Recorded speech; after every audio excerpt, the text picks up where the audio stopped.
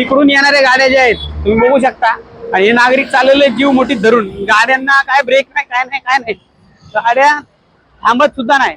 पण हा जर सबवे चालू केला तर पालिकेने बनवलेला सबवे, या सबवेत मरणाचा कचरा वगैरे झालेला आहे. हा सबवे चालू करण्याची स्थानिक नागरिकांची मागणी आहे.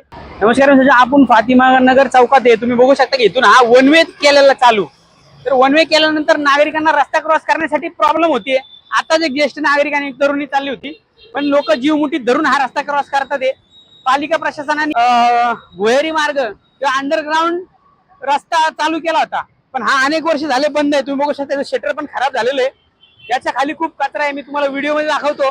हा जर अंडरपास चालू केला तर नागरिकांना रस्ता ओलांडण्यासाठी सोपं जाईल. ज्येष्ठ नागरिक, तरुणी मंडळी, अनेक मंडळींना, नागरिकांना प्रॉब्लेम होतोय.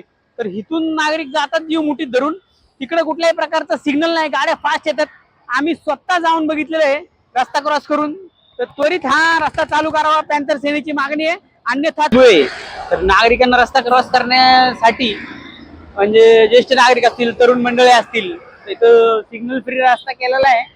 आणि रस्ता क्रॉस करणं म्हणजे अशक्य काम. इथून हडपसरचा हा जो चौक आहे याच्यातून, तर म्हणजे जीव मुठीत धरून या रस्त्यावरून जावं लागतंय. आणि जर हा सबवे पालिकेने चालू केला तर चांगली गोष्ट आहे.